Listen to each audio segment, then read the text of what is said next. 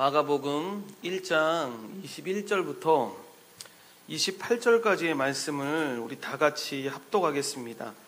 그들이 가버나움에 들어가니라. 예수께서 곧 안식일에 회당에 들어가 가르치심에 뭇사람이 그의 교훈에 놀라니 이는 그가 가르치시는 것이 권위 있는 자와 같고 서기관들과 같이 암이 하밀려라. 마침 그들의 회당에 더러운 귀신 들린 사람이 있어 소리질러 이르되 나사렛 예수여, 우리가 당신과 무슨 상관이 있나이까? 우리를 멸하러 왔나이까? 나는 당신이 누구인지를 아노니 하나님의 거룩한 자니이다. 예수께서 꾸짖어 이르시되 잠잠하고 그 사람에게서 나오라 하시니 더러운 귀신이 그 사람에게 경련을 일으키고 큰 소리를 지르며 나오는지라. 다 놀라 서로 물어 이르되 이는 어찌미냐? 권위 있는 새 교훈이로다. 더러운 귀신들에게 명한즉 순종하는도다 하더라. 예수의 소문이 곧 온 갈릴리 사방에 퍼지더라. 아멘. 오늘 읽으신 말씀을 가지고 참된 능력은 예수님의 말씀, 참된 능력은 예수님의 말씀이라는 제목을 가지고 마가복음 네 번째 말씀을 전하고자 합니다.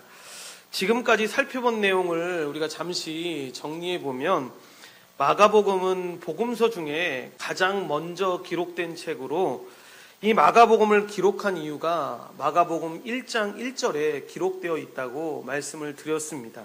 하나님의 아들 예수 그리스도의 복음의 시작이라는 것으로, 그러니까 예수님이 하나님 나라의 왕이고 그분이 바로 하나님이 보내신 메시아, 즉 그들이 그토록 원했던 구원자라는 그 사실인데, 여러분 이것이 마가복음을 쓴 목적입니다. 이렇게 예수님이 오실 것을 이미 구약 성경이 처음부터 예언하고 있다라고 말하는데, 그래서 구약의 마지막 선지자인 세례 요한이 등장하고 그 세례 요한은 예수님이 오실 길을 준비하게 됩니다. 그래서 세례 요한은 자신의 이름에 나와 있는 것처럼 이 세례를 베풀게 되는데 사람들에게 회개하고 왕을 맞이할 준비를 하라라고 이야기하는 것입니다.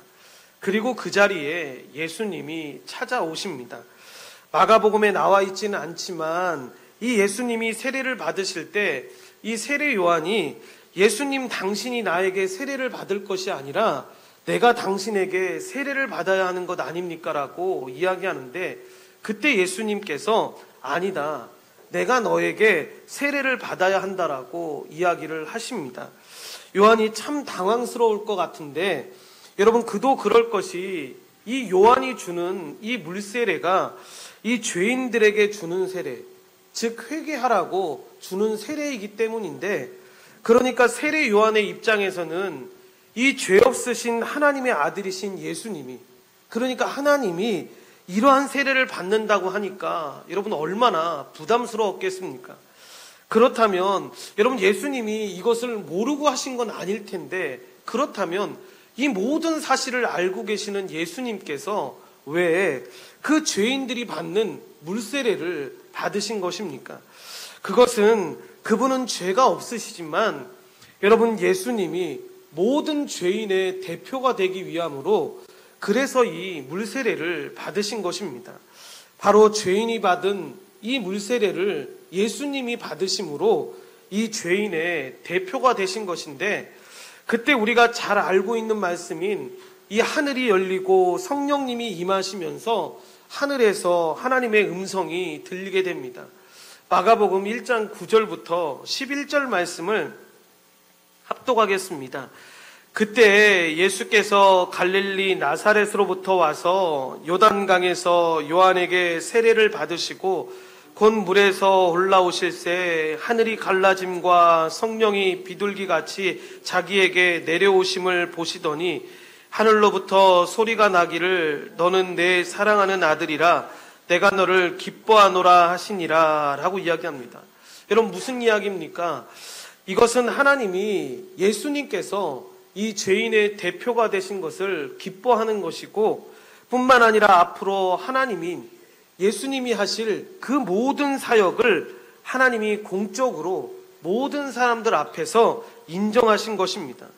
그리고 그렇게 예수님께서 세례를 받으신 후에 성령님께서는 예수님을 광야로 몰아내십니다.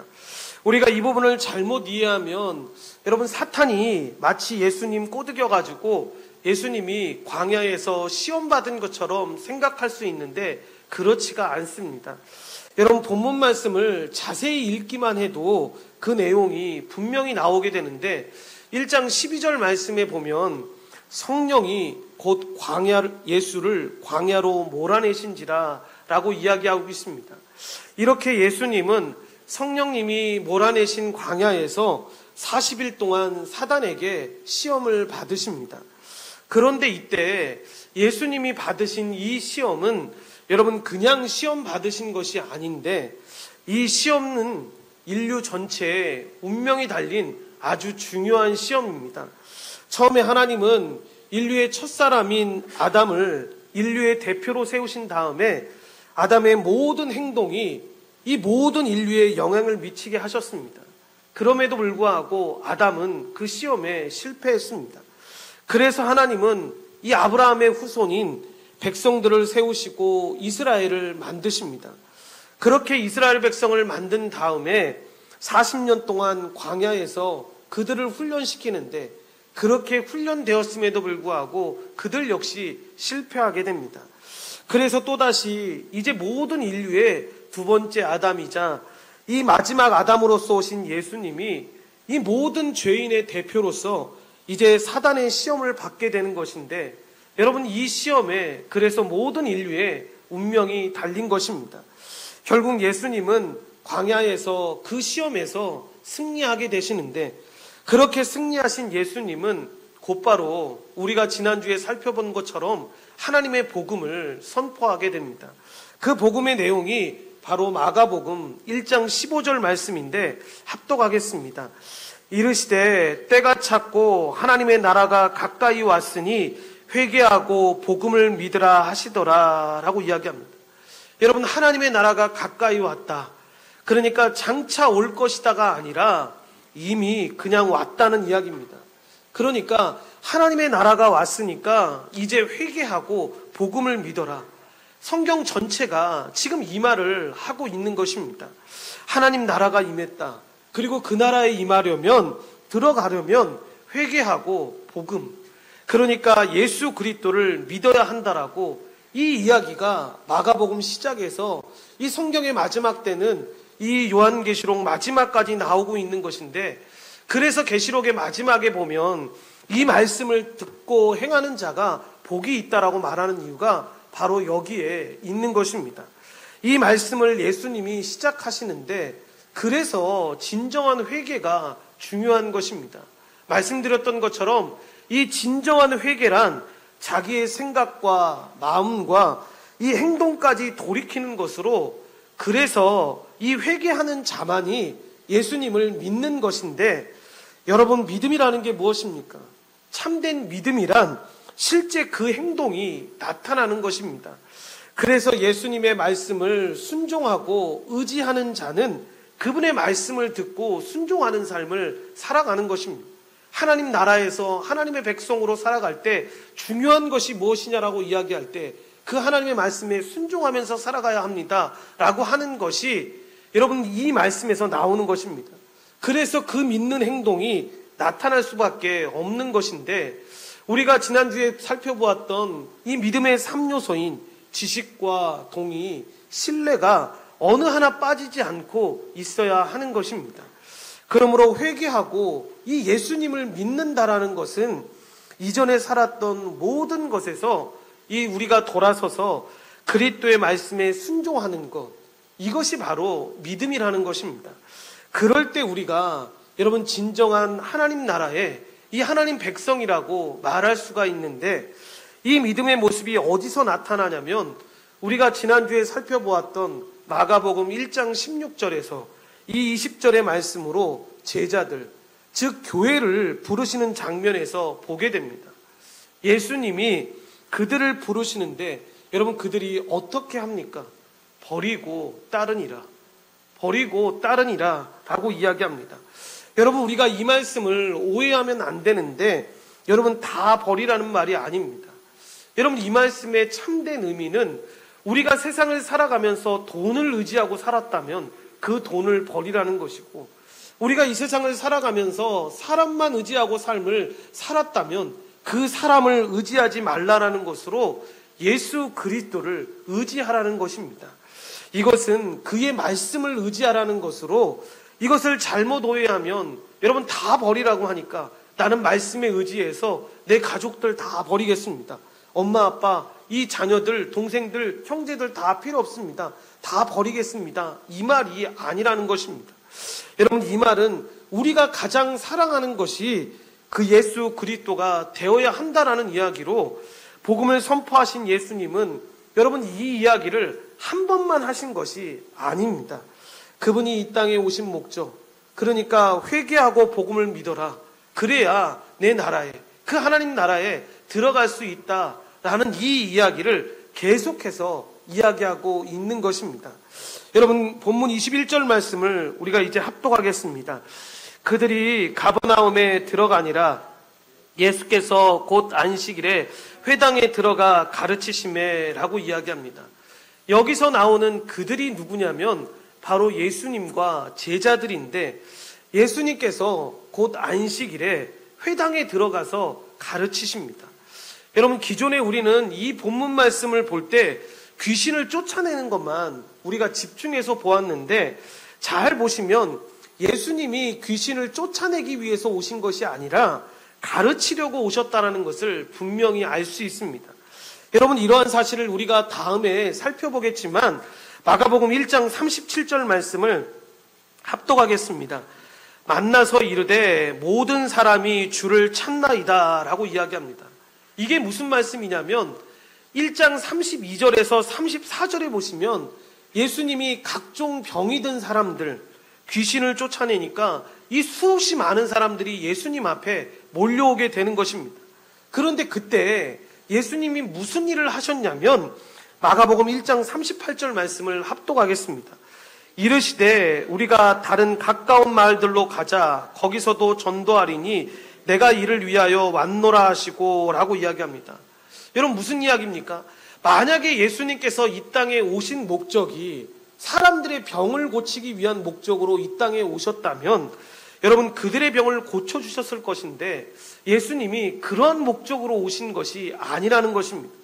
예수님은 먼저 말씀을 들으라고 말씀하시는데, 그러니까 전도하기 위해서 오신 것입니다.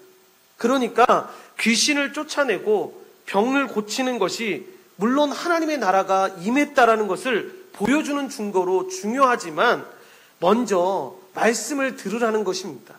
그래서 본문에 나오는 이 가버나움에서 예수님이 안식일에 회당에 들어가서 귀신을 쫓아내기 이전에 가장 먼저 그분의 목적인 가르치시는 일을 하게 되는데, 여러분, 말씀을 전하시는 이 가르침은 무슨 내용입니까? 그것이 바로 이 우리가 살펴보았던 마가복음 1장 15절 말씀, 하나님의 나라가 임했다.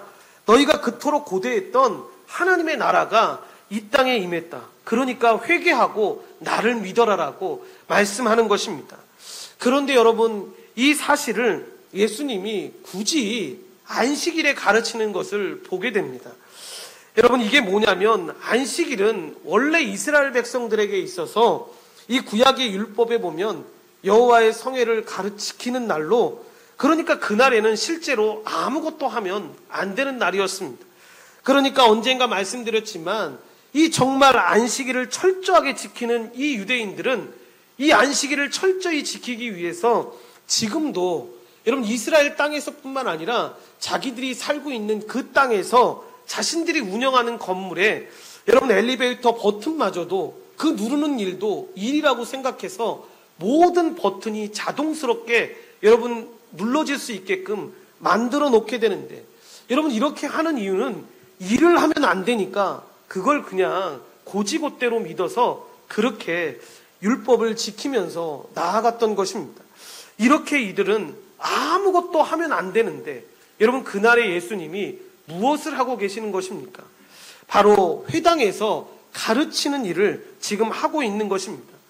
그래서 나중에 보면 이 안식일에 대해서 논쟁이 일어날 때, 즉 안식일에 주인이 누구냐라고 이야기할 때 안식일에 아무것도 하는 것이 아니라 내가 그날의 주인이다. 내가 왕이다. 그러니까 자신이, 즉 예수님이 이 주인이니까 하나님 나라의 왕이니까 내 마음대로 하는 것이다라고 이야기하고 있는 것입니다. 회당은 오늘날로 말하면 여러분 예배당을 이야기하는데, 이곳에서 회당장이라고 하는 사람들과 서기관들이 이 정기적으로 구약 성경인 이 율법을 사람들에게 가르쳐 줬습니다. 그래서 거기서 예수님은 그들과 마찬가지로 말씀을 가르치는데 그 말씀의 내용을 듣고 사람들이 놀라는 것입니다. 본문 22절 말씀을 합독하겠습니다. 무사람이 그의 교훈에 놀라니 이는 그가 가르치시는 것이 권위 있는 자와 같고 서기관들과 같지 아니하밀러라 라고 이야기합니다. 그러니까 그들이 말씀을 들어보니까 자신들이 이전에 들었던 말씀과는 정말 다른 것입니다. 그러니까 당시의 회당장이나 서기관들은 말씀을 전할 때 이 내려오는 기록에 보면 자신들이 믿고 따랐던 스승이나 어떤 사람들의 이야기를 가지고 인용해서 그들에게 이야기했는데, 예수님은 직접 이 말씀을 가지고 자신이 직접 해석해서 그들에게 말씀해 주고 있는 것입니다. 그러니까 그들이 느끼기에는 너무나 심상치 않은 것인데, 이 구약에 나오는 내용들, 그러니까 예를 들어서 여러분 율법의 내용들을 요약하면 이런 것들 아닙니까? 이 모세오경에 나오는 배상법에 보면 이 잘못했으면 몇 배를 갚아라, 이 4분의 1을 더해라, 그 다음에 나오는 제사를 어떻게 드려라, 음식을 어떤 것을 먹어라, 또 어떻게 도덕적으로 살아야 한다, 또 어떻게 정결하게 살아야 된다, 이런 것들을, 즉 십계명을 가르치면서 결국 하나님의 백성으로서 우리가 거룩하게 살아가야 한다, 이 이야기를 하고 있는 것인데, 근데 우리가 여러분 이 십계명을 통해서 살펴본 것처럼 이 구약의 율법을 우리가 살펴볼 때 예수님이 이 모든 것을 이루셨다는 것을 모를 때 우리는 이 율법을 보면서 절대로 사람을 거룩하게 할 수 있는 능력이 없다는 것을 우리가 보게 됩니다. 여러분 이 부분을 보면서 우리가 오해하시면 안 되는 게, 그러면 율법 자체가 이상한 거 아닙니까? 라고 말할 수 있는데 그렇지 않습니다. 율법 자체는 거룩합니다. 이 율법은 하나님께서 주신 것으로 하나님께서 하나님의 뜻을 알려주시는 것이기 때문에 진짜로 좋은 것이 이 율법입니다. 그런데 문제는 그것을 실천할 수 있는 능력이 우리에게 없었다라는 데 문제가 있는 것입니다.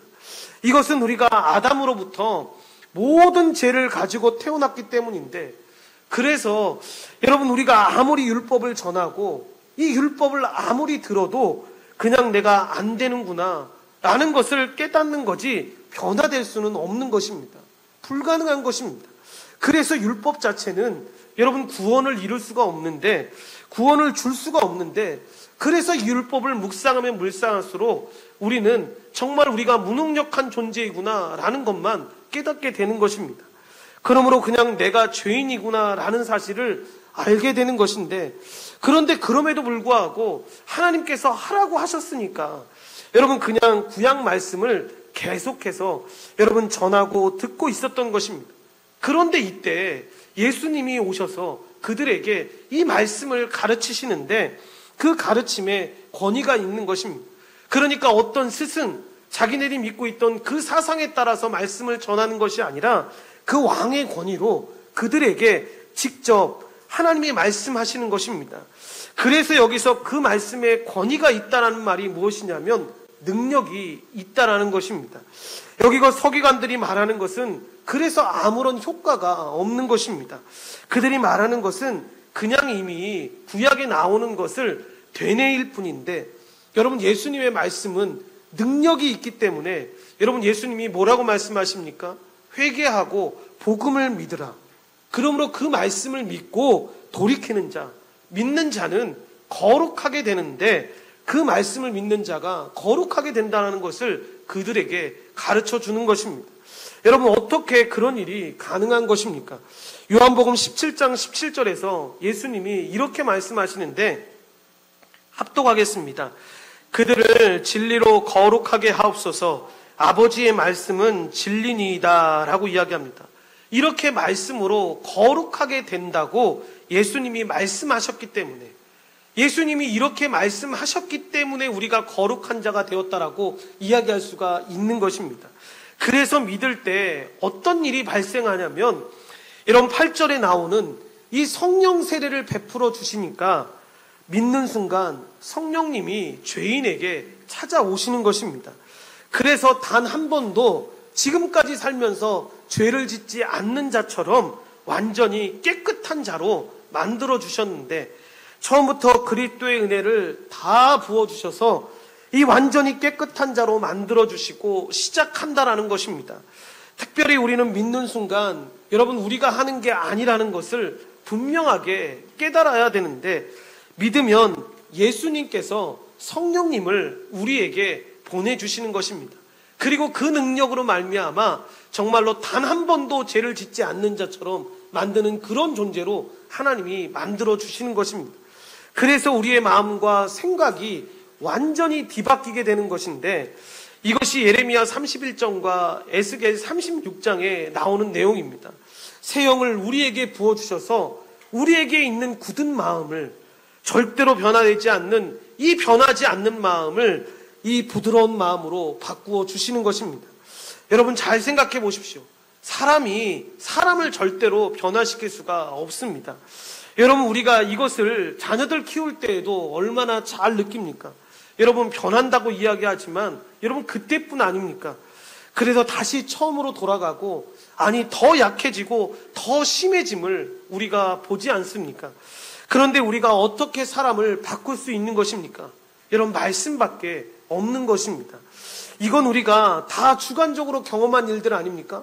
살면서 저 사람은 절대로 말씀으로 변화될 수 없는 사람이야, 저 사람은 정말로 그 말씀 듣고 주님 앞에 나올 수 없는 사람이야 라고 말하는 사람이 그 말씀을 듣고 주님 앞에 나오는 경우들을 우리가 얼마나 많이 보게 됩니까? 설교 말씀을 들을 때 거부하지만 않는다면, 그 말씀을 믿고 순종하며 나온다면 그 마음과 생각이 바뀌는 것을 우리가 보지 않습니까? 이것은 하나님의 백성으로 만들어주시기 위해서 그런데, 이것은 그 사람의 믿음의 힘이 있어서가 아니라 여러분, 하나님의 말씀에 능력이 있기 때문에 그런 것입니다. 그러니까 간혹 가다가 교회에 오셔서 간증할 때 그렇게 고백하시는 분들이 있습니다. 내가 이제는 이렇게 살면 안 될 것 같아서 교회 와서 열심히 이제 믿다 보니까 하나님께서 이런 은혜를 주셨습니다 라고 말하는 것을 우리가 들을 때가 있습니다. 여러분, 이게 굉장히 은혜스럽게 들리지만 여러분, 어떤 면에서 보면 복음적으로 굉장히 잘못된 표현입니다. 그러니까 내가 의지적으로 무언가를 해서 내가 예수님을 믿고 열심히 살다 보니까 하나님이 이런 은혜를 주셨습니다 라고 말하는 것 아닙니까? 그 안에 어디 하나님의 은혜가 있고 하나님이 바꿔주시고 하나님이 나를 붙잡아 주셔서 나를 이렇게 세워주셨다는 고백이 어디에 있습니까? 그 고백을 듣고 누가 하나님이 정말 놀라운 분이시구나, 말씀을 통해서 그 영혼을 바꿔주셨구나 라는 말을 할 수가 있겠냐는 것입니다. 여러분, 그럴 수가 없다라는 것입니다. 어느 누구도 주님 앞에 나왔을 때 자신의 힘으로, 자신이 믿고 있는 그 믿음의 능력으로 나아가는 자는 없습니다. 오직 하나님의 은혜로, 그 말씀의 능력으로 변화되는 것 뿐입니다. 그 예수님이 말씀하시는 말씀이 여러분, 권위 있는 말씀이기 때문에 그렇습니다.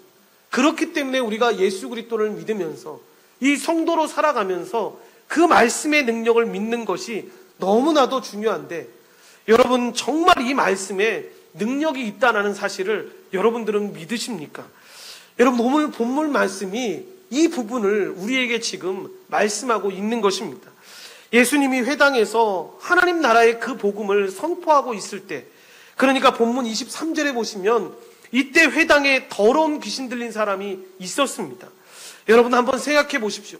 예수님 이전에 그동안 회당에서 계속 말씀이 선포되지 않았겠습니까? 그러면 그 구약의 율법을 선포하고 있는 그 서기관들이 말씀을 선포할 때, 그들이 옆에 있을 때 여러분, 얼마나 시끄러웠겠습니까? 여러분, 귀신 들린 자들을 한번 보신 적이 있는지 모르겠는데 정말 시끄럽습니다. 소리내어서 계속 예배를 방해하고 어려움을 주는데, 여러분, 옆에 있는 사람들은 불편하니까 당연히 소리 지르지 말라고 이야기하면서 얼마나 괴로웠겠습니까? 여러분, 그런 환경에서 예수님이 들어오시자마자, 말씀을 전하시자마자 여러분, 귀신이 보였던 반응이 뭐였습니까? 여러분, 귀신을 오해하시면 안 되는 게, 귀신은 영적인 존재이기 때문에 여러분, 예수님이 어떤 분이시고 또 왜 예수님이 이 땅에 오셨는지를 그들도 분명히 알고 있습니다. 본문 24절 말씀을 합독하겠습니다. 나사렛 예수여, 우리가 당신과 무슨 상관이 있나이까? 우리를 멸하러 왔나이까? 나는 당신이 누군지를 아노니 하나님의 거룩한 자니이다 라고 이야기합니다. 여러분, 무슨 말씀입니까? 여러분, 예수님이 왜 오셨습니까? 귀신이 지금 예수님을 향해서 이야기하는 겁니다. 왜 오셨습니까? 왜 우리를 간섭하러 오셨습니까? 라고 말하는 것입니다. 그런 다음에 사탄이 이야기하는 것 아닙니까? 예수님이 오신 목적에 대해서 우리를 멸하러 오셨습니까? 라고 이야기하는 것입니다.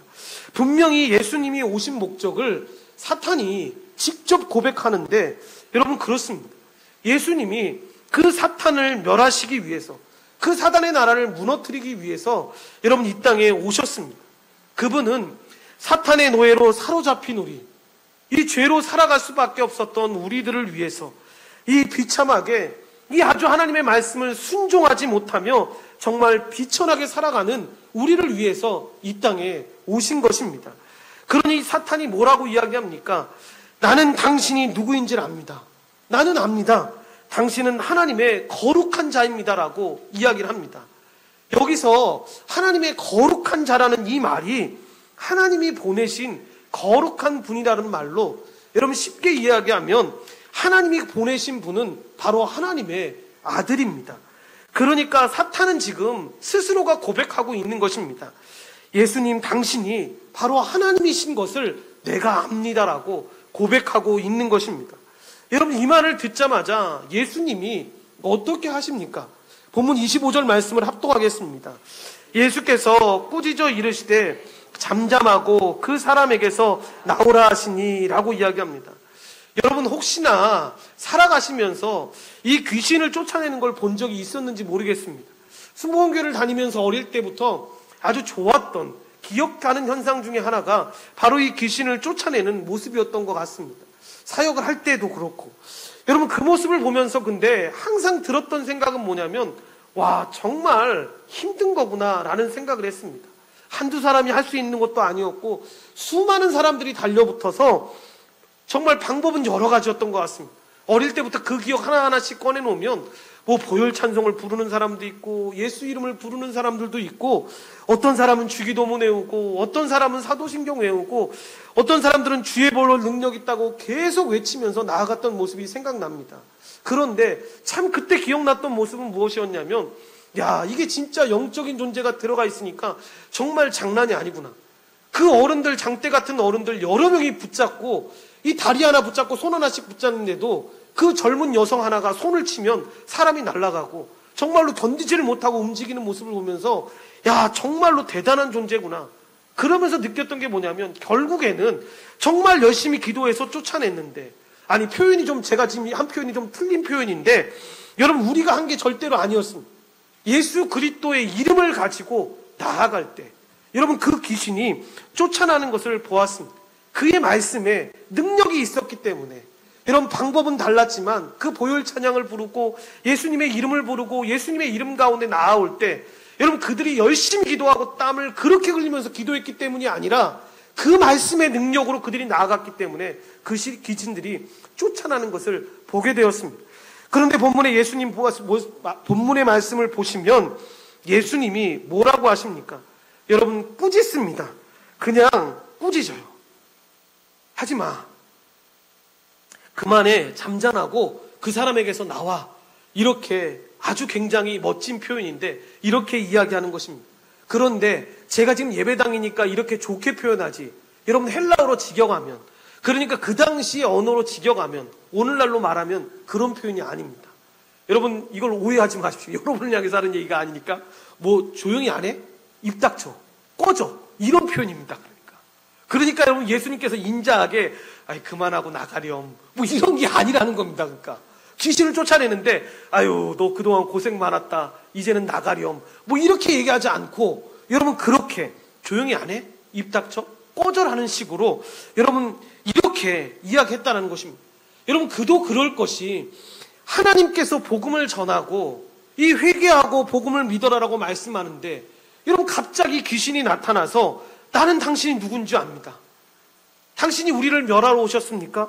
당신은 하나님의 거룩한 자, 뭐 이렇게 계속 얘기를 하니까 여러분, 이 말씀을 그 안에 있는 사람들이 들리겠습니까? 안 들리겠습니까? 들을 수가 없는 것입니다. 그러니까 예수님이 보면서 딱 그러시는 겁니다. 꺼져. 당장 조용히 해. 라고 이야기를 하는 것입니다. 그런데 놀라운 건 뭐냐면, 능력이 없는 우리는 그렇게 힘있고 붙잡고 막 난리를 치는데, 예수님은 그렇게 한 말씀 하시는데 여러분, 그대로 나가는 겁니다. 이것이 본문 26절 말씀입니다. 다 같이 합독하겠습니다.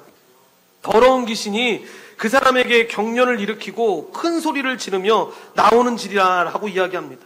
한 말씀을 하셨는데 여러분, 그 말씀의 능력이 얼마나 큰 능력인지를 지금 분명히 보여주고 있는 것입니다. 그동안 쫓겨나지 않았던 그 귀신이 그 한 말씀에 그냥 쫓겨나가는 것입니다. 여러분, 완전히 다른 것입니다. 이처럼 저항하던 귀신을 예수님은 단 한마디에 그 능력의 말씀으로 쫓아내십니다. 이 귀신의 쫓아내는 기적은 이미 우리가 12절과 이 13절에서 예시되었던 이 사탄에 대한 예수님의 전쟁을 구체적으로 시행하신 예수님의 첫 번째 기적으로, 이렇게 볼 때 이 예수님께서 이 귀신을 쫓아내신 기적은 여러분, 사단에 대한 예수님의 메시아죠. 이 구원자적 승리를 의미하고 있는 것입니다. 그분이 이 땅에 구원자로 오셔서 그 사탄의 나라를 쫓아내고 하나님 나라가 임했다라는 것을 분명하게 보여주는 첫 번째 기적 가운데 하나라는 것입니다. 특히 그분의 기적이 여러분, 어떤 주문이나 의식이나 어떤 종류의 보조수단도 없이 그저 권위 있는 명령 한마디로 이루어졌다라는 사실은 사탄의 세력에 대한 이 예수님의 권위가 얼마나 위대한지를 우리에게 단적으로 보여주고 있는 것입니다.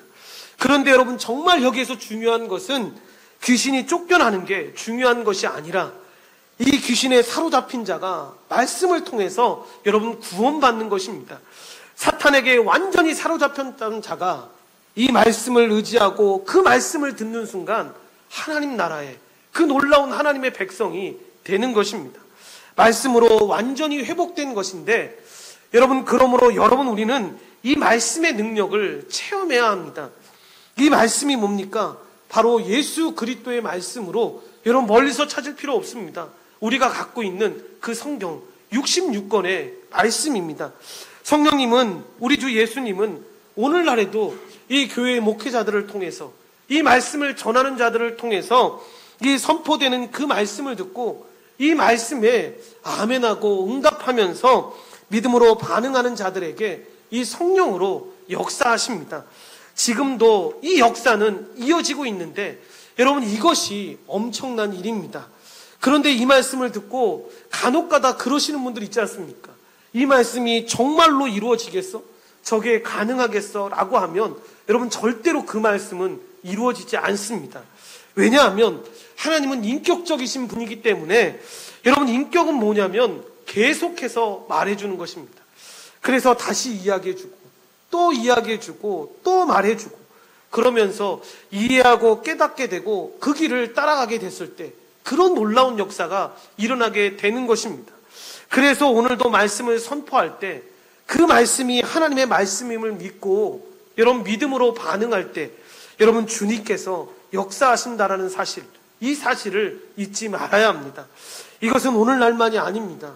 2000년부터 전부터 지금까지, 그리고 앞으로 주님이 오실 때까지 주님의 말씀을 듣는 모든 자들에게, 이 말씀을 믿고 나아가는 자들에게 여러분, 이 말씀의 능력이 임하게 되는 것입니다.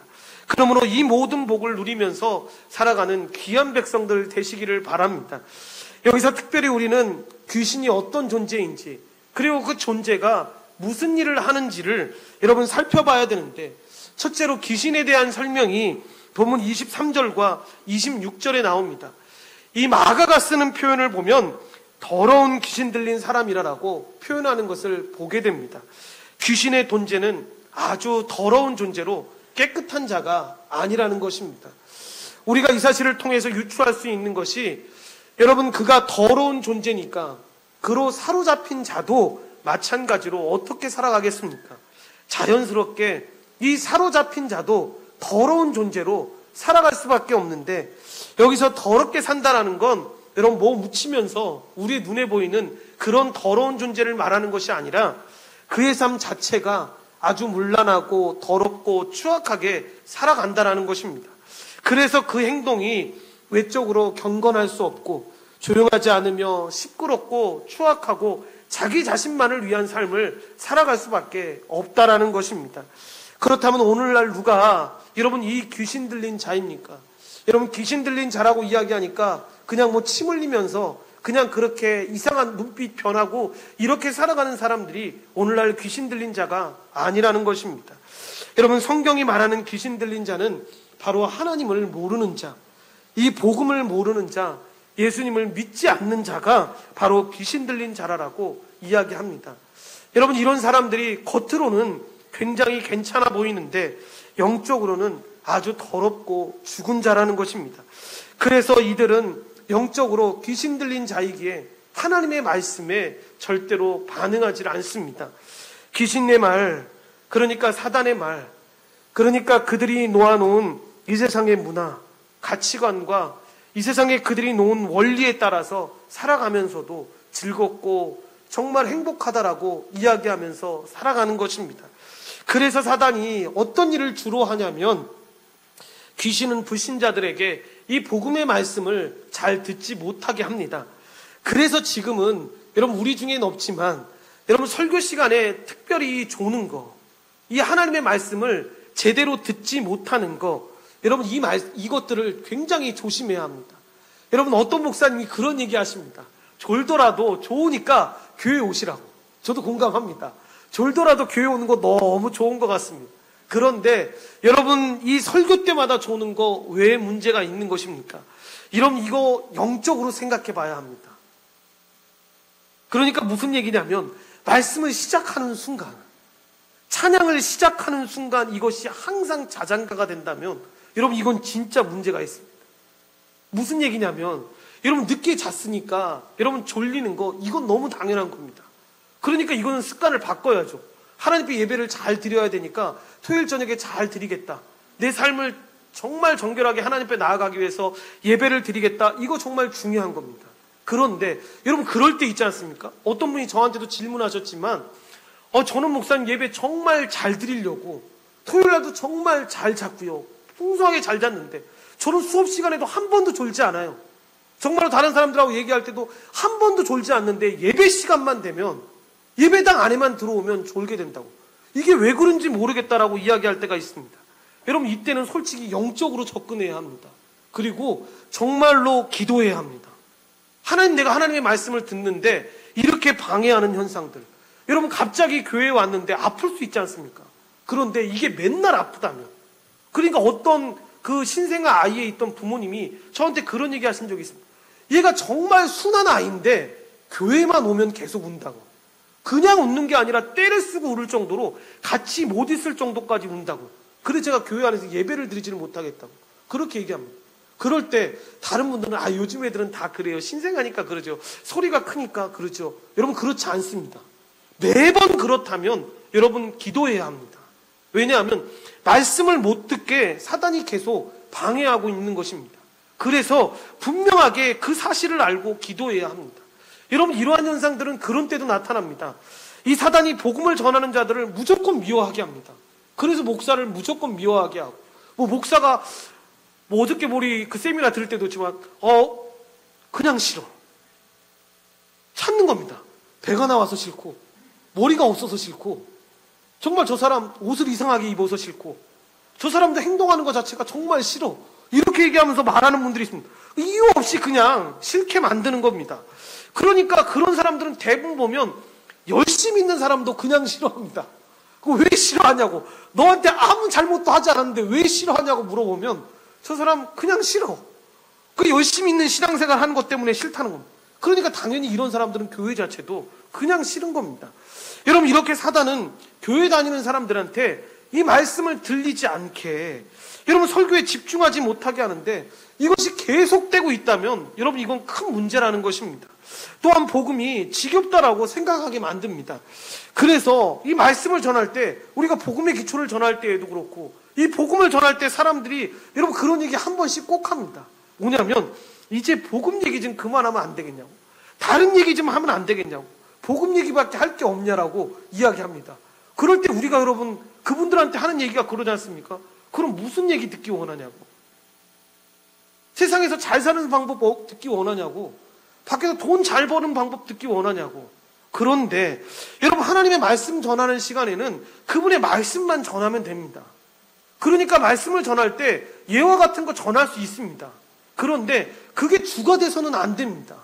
하나님의 말씀, 그 말씀을 전해서 그 말씀 속에서 성령님이 역사하시는 것들을 기대하면서 나아가야 합니다. 여러분 세상 잘 사는 방법, 세상에서 부자 되는 방법은 교회 오지 않고도 들을 수 있습니다. 얼마나 좋은 강의들이 많은데 여러분 그 강의 들어도 됩니다. 그런데 교회에 와서는 그 하나님의 말씀, 그 복음을 들어야 합니다. 그래서 이런 상황이 혹시나 우리에게 발생하고 있다면, 여러분 우리에게 계속적으로 일어나고 있다면 이것이 사단의 계략이라는 걸 분명히 알아서 기도해야 합니다. 그리고 혹시라도 이런 마음이 나 자신에게 들어있다면 여러분 회개하고 돌이켜야 되는데, 자꾸 뭔가 졸릴 것 같으면, 여러분 저도 예배나 이런 것들이 길어지기 시작하면 수련회 때 막 2시간 이상 넘어가니까 본인도 말씀 전하시는 분도 힘들겠지만 듣는 사람도 얼마나 힘듭니까? 우리 성도들은 정말 잘 들으시던데, 하여튼 그럴 때마다 제가 하는 방법이 뭐냐면, 저는 여러분 일어나거나 일어날 수 없는 상황이라면 볼펜으로, 예전에는 한번 이렇게 옷을 벗으니까 이 다리에 장단지에 무슨 볼펜 자국이 왜 이렇게 많은지 실제로 보니까 너무 졸리니까 볼펜으로 계속 찍었던 겁니다. 어떻게 하든지 이 말씀 들어야 되니까, 이 생명의 말씀을 들어야 되니까 그렇게 애를 쓰면서 나아갔던 것입니다. 여러분 그렇게 애쓰면서 나아가야 합니다. 또한 사탄은 우리에게 다른 것이 더 중요하다는 것을 매번 가르칩니다. 그래서 매일매일 이 유혹에 우리가 빠지게끔 만드는데, 여러분 제가 코로나 사건을 겪으면서 이 동기 목사님들과 이야기했던 것이 있습니다. 여러분 부산은 그래도, 우리는 좀 그래도 나은 환경이지만 실제로 서울 같은 데 보면 예배를 못 드린 지 몇 달 되고 거의 1년 다 돼가는 사람들이 꽤 많이 있습니다. 그런데 그분들과 이야기하다 보면 여러분 차이가 있습니다. 여러분 진짜 참된 신자는 예배를 못 나가면 괴롭습니다. 그런데 여러분 어중간한 사람들, 정말 믿음이 없는 사람들은 얘기를 하다 보면, 정말 가까운 사람이면 솔직히 이렇게 얘기합니다. 잘 됐다고. 안 그래도 가는 거 너무 힘들었는데 차라리 잘 됐다라고 이야기를 합니다. 이렇게 양극화 현상이 일어나는 것을 보게 됩니다. 그런데 여러분 그러다 보면 영적으로 죽습니다. 또한 돈 버는 일을 더 중요한 것으로 만들어서 거기에 집중하게 만듭니다. 그리고 학생들은 좋은 대학 가는 거, 좋은 직장 가는 게 너무 중요하다라고 그들에게 계속 이야기하게 해서 여러분 예배드릴 시간도 없게 만들게 되고, 시험에 합격만 하면, 내가 소원하는 거 이루어지기만 하면 그때 가겠다라고 이야기합니다. 여러분 근데 좀 연세 있으신 분들은 아시겠지만 여러분 이거 안 됩니다. 왜냐하면 시험에 합격하면, 내가 원하는 것 이루면 여러분 더 바빠집니다. 더 여러분 하나님 앞에 나오지 못합니다. 그래서 여러분 우리가 가장 중요할 때 그 사람의 믿음이 나타난다라고 하는 이유가 바로 여기에 있는 것입니다. 그래서 여러분 사탄은 자기가 살고 싶은 대로 그 인생을 살아가게끔 만든다라는 것을 기억하고, 결국 그렇게 사는 존재가 얼마나 비참한 존재가 되고 세상에서 실패하는 것을 기억해야 합니다. 그래서 절대로 우리가 이 사단의 속임수에 넘어가서는 안 되는데, 믿음에 반응하지 못하게 하는 것들을 물리쳐야 되는데, 뭐든지 간에, 그것이 무엇이든지 간에 여러분 물리쳐야 합니다. 복음보다 더 중요한 것은 없습니다. 여러분 세상에 할 일 많습니다. 해야 할 일들 많고요. 복음보다 더 중요하게 생각하는 것처럼 보이는 것들 있습니다. 그런데 믿음이 있는 사람들은 분명히 아는 것입니다. 바빠 보여도 힘들어 보여도 복음보다 더 중요한 것은 없다. 이것을 분명히 알고 살아가야 되는 것입니다. 그래서 우리가 이것을 계속해서 배우고 알아가야 하는 것입니다. 이 땅에 하나님 나라에 들어간 자만이 이 완성된 이 하나님 나라에 들어가게 되는데 지금 못 들어가면 여러분 영원히 못 들어갑니다. 기회는 다시 오지 않는다라는 걸 분명히 기억해야 합니다. 그래서 여러분 이것을 안다면 어떻게 이보다 더 중요한 일이 있다라고 말할 수가 있겠냐라는 것입니다.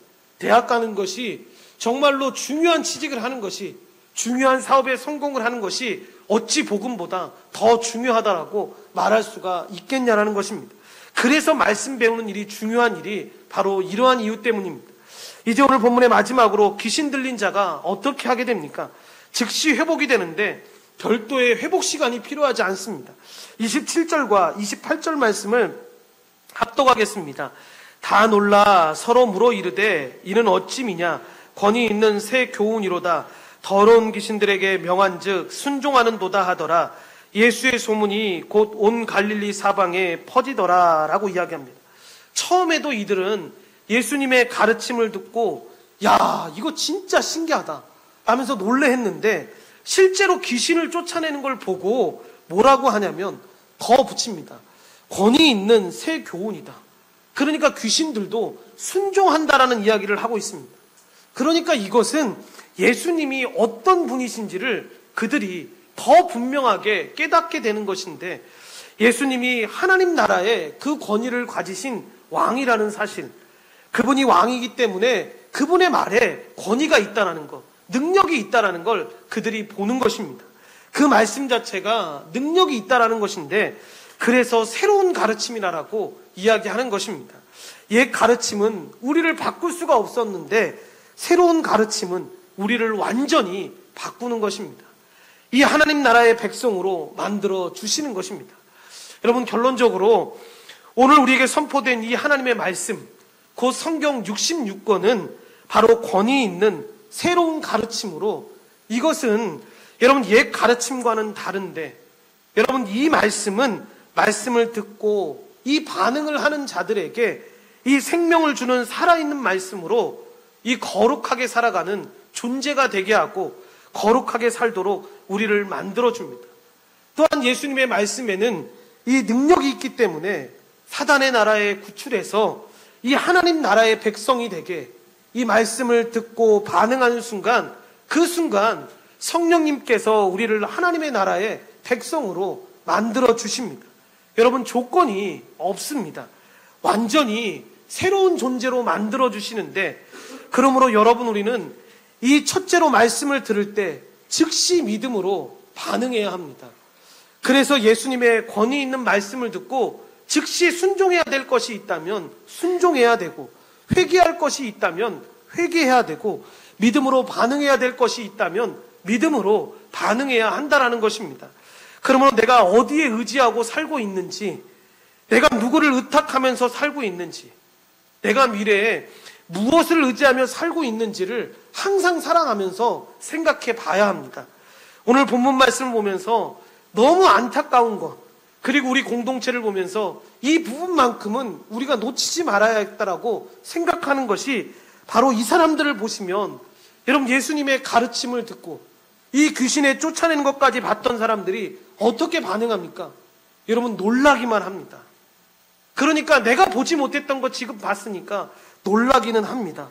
신기한 거 봤으니까 놀라기는 합니다. 그런데 여러분 놀라는 것은 여러분 믿는 것이 아닙니다. 그냥 놀란 것입니다. 제가 신앙생활 하면서 이런 분들 너무 많이 봤습니다. 교회에는 나오는데 말씀에는 관심이 전혀 없습니다. 그래서 부담되는 말씀이 선포되면 그냥 한 귀로 뚫려버리고 순종하지 않습니다. 그런데 이런 사람들이 관심 갖는 건 뭐냐? 누가 기도 응답 받았다고 하면 놀라워하고 정말 누가 기적을 받았다고 하면 놀라워하는데 그냥 그렇게 놀라워하고 말아버린다라는 것입니다. 여러분 이런 건 믿는 게 아닙니다. 여러분 세상이 별일이 일어나는 중에도 예수님께서 왜 가르쳤는지 아십니까? 말씀을 믿어야 회심할 수 있기 때문입니다. 수많은 기적을 본다고 회심하는 것이 아니라는 것입니다. 그러니까 저희 아버지께서 저에게 언젠가 해주셨단 말씀, 내가 어린 나이 때 신학생 때 정말로 복음을 믿고 기도했을 때 다리 짧았던 사람을 그렇게 20명 정도 넘는 사람들이 기도했을 때 아빠는 그 믿음의 사람들과 기도할 때 다리가 늘어나는 걸 봤어. 아빠는 그 장면을 보면서 그 사람 늘어난 거 보고도 정말 하나님께 감사했지만 그 안에 있는 20명은 정말 믿음으로 잘 살 줄 알았다고. 그런데 시간이 지나면서 이 사람들이 하나씩 떠날 때 정말로 친한 사람에게 아빠가 그들에게 그런 질문을 했다고. 어떻게 눈앞에서 다리가 늘어나는 것까지를 봤는데 어떻게 하나님을 떠나서 살아갈 수 있냐고. 그러니 그들이 했던 말이, 여러분, 그 기적을 통해서 믿음이 생긴 것이 아니었다는 것입니다. 그냥 놀랬을 뿐입니다. 보지 못했던 현상이 일어나니까 놀랬던 것입니다. 여러분, 우리는 예수님을 믿을 때, 하나님 나라의 백성으로 성도로 살아가 있을 때 여러분 놀라면서 믿는 자들이 아닙니다. 말씀을 통해서 여러분 믿는 자들이 되어야 한다라는 것입니다. 그래서 예수님이 뭐라고 말씀하십니까? 여기서 죽는 자가 일으켜 살아나도 하나님의 말씀을 믿고 의지하라라고 말씀하고 있는 것입니다. 우리는 지금 어디에 우리의 신앙의 중심을 잡고 있습니까? 뭔가 신기한 일이 일어나는 것에 우리의 마음을 두면서 살아가고 있지는 않으십니까? 혹시나 이빨이 금색으로 변한다거나 이런 병자들이 고치는 걸 보고 야, 정말로 하나님께서 놀라운 기적을 베풀어 주시네, 정말 그렇게만 생각하면서 살아가고 있지는 않으십니까? 아직도 뭔가 기적이 일어나야 되고 특수한 체험이 나에게 일어나야 한다라고 생각하고 살지는 않으십니까? 물론 다 중요합니다. 여러분, 이것들을 통해서 더 하나님을 믿어가고 하나님의 그 역사를 기억할 수 있다면 정말 좋은 것이죠. 그런데 정말 기억해야 될 건 그래도 말씀의 기준이 되어야 한다는 것, 그 말씀이 있어야 한다는 걸 잊지 말아야 한다는 것입니다. 그래서 그게 없으면 우리는 어디로 갈지를 알지 못합니다. 그래서 이 말씀이 분명치 않으면 여러분 우리는 자꾸만 더 자극적인 것을 원할 수밖에 없는 것입니다. 그리고 둘째로 말씀을 듣기만 하지 말아야 되는데 진리의 말씀에 기대해야 합니다. 여러분, 말씀에 반응하는 일을 미루지 마셔야 하는데 말씀을 듣고 나서 그러신 분들이 있습니다. 아, 내가 집에 가서 한번 생각해 봐야겠다, 다음 주에 한번 생각해 봐야겠다라고 생각하시는 분들이 있습니다. 여러분, 이렇게 하면 절대로 반응할 수가 없습니다. 말씀을 들으시면 지금 결정해야 합니다. 지금 결단해야 하는 것이고, 여러분, 선택이 아니라 필수로 생각해서 그 말씀에 순종해서 지금 이 시간부터 내가 그 말씀에 하나님 따라가는 삶을 살겠습니다 라고 고백할 수 있어야 한다는 것입니다. 그리고 회심한 자들도 날마다 회개하고 그리스도를 믿어야 되는데 여러분, 왜 그렇습니까?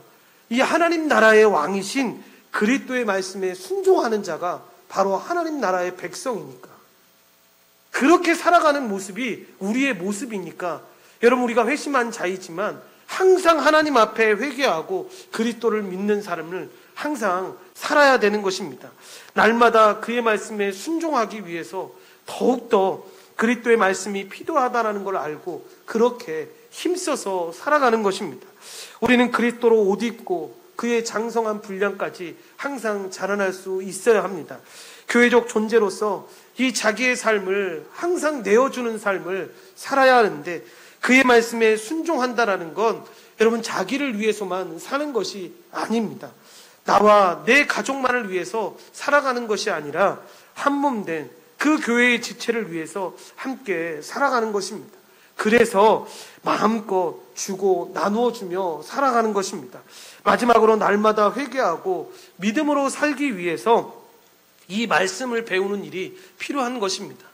이 말씀을 배우는 일에 열심을 내야 하는데, 왜냐하면 이 말씀이 우리를 변화시키고 새롭게 한다는 사실을 우리가 알기 때문에 그렇습니다. 그래서 무엇보다도 이 말씀이 중요하다는 사실을 우리가 잊지 말아야 하고, 날마다 우리를 변화시키고 생명 주시는 이 말씀을 항상 가까이 하고 그 말씀에 순종하면서 살아가겠습니다 라고 결단하면서 힘써서 나아가야 한다는 것입니다. 그때 우리 주님께서 제자들을 부르셨을 때 이 제자들에게 했던 것처럼 모든 것을 주님을 의지하면서 모든 것을 다 버리고 떠나가니라 라고 했던 그 삶이 우리의 삶이 될 수가 있는 것입니다.